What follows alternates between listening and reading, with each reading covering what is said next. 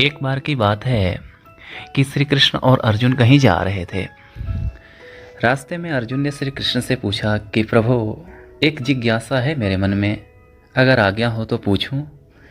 श्री कृष्ण ने कहा, अर्जुन, तुम मुझसे बिना किसी हिचक कुछ भी पूछ सकते हो। तब अर्जुन ने कहा कि मुझे आज तक यह बात समझ नहीं आई है माधव कि दान तो मैं भी बहुत करता हूँ, परंतु सभी लोग कर्ण को ही सबसे बड़ा दानी क्यों कहते हैं। यह प्रश्न सुनकर श्री कृष्ण मुस्कुराए और बोले कि आज मैं तुम्हारी यह जिज्ञासा अवश्य शांत करूँगा। श्री कृष्ण ने पास में ही ऐसे 2 पहाड़ियों को सोने का बना दिया।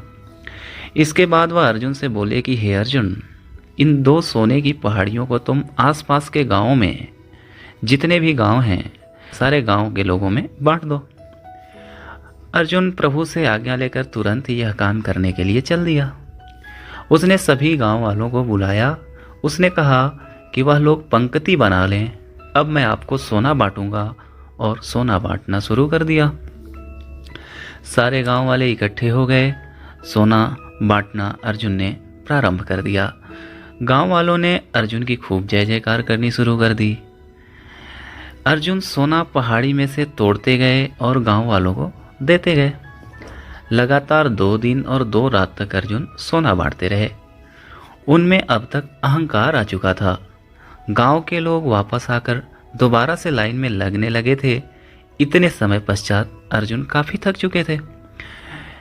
जिस सोने की पहाड़ियों से अर्जुन सोना तोड़ रहे थे, उन दोनों पहाड़ियों के आकार में जरा भी कमी नहीं आई थी।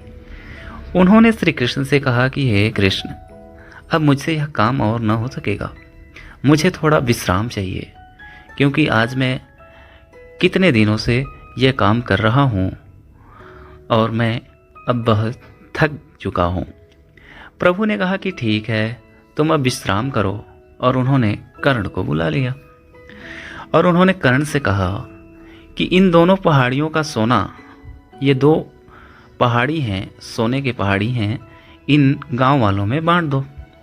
कर्ण तुरंत सोना बांटने चल दिए। उन्होंने गांव वालों को बुलाया और उनसे कहा, यह सोना आप लोगों का है, जिसको जितना सोना चाहिए वह यहाँ से ले जाए। ऐसा कहकर कर्ण वहाँ से चले गए। यह देखकर अर्जुन ने कहा कि ऐसा करने का विचार मेरे मन में क्यों नहीं आया माधव। श्री कृष्ण ने अर्जुन को शिक्षाप्रद भाव से जवाब दिया कि तुम्हें सोने से मोह हो गया था। तुम खुद यह निर्णय कर रहे थे कि किस गांव वाले को कितनी ज़रूरत है, उतना ही सोना तुम पहाड़ी में से खोद कर उन्हें दे रहे थे। तुम में दाता होने का भाव आ गया था।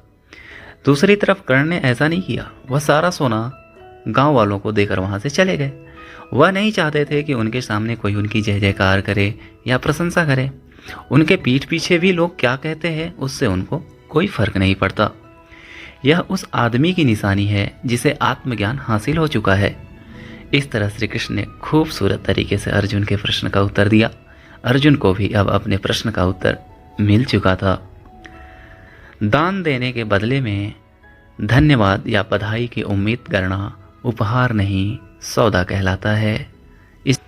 यदि हम किसी को कुछ दान या सहयोग करना चाहते हैं तो हमें यह बिना किसी उम्मीद या आशा के करना चाहिए कि वो बदले में मेरा जय जयकार करेगा या मेरा प्रशंसा करेगा।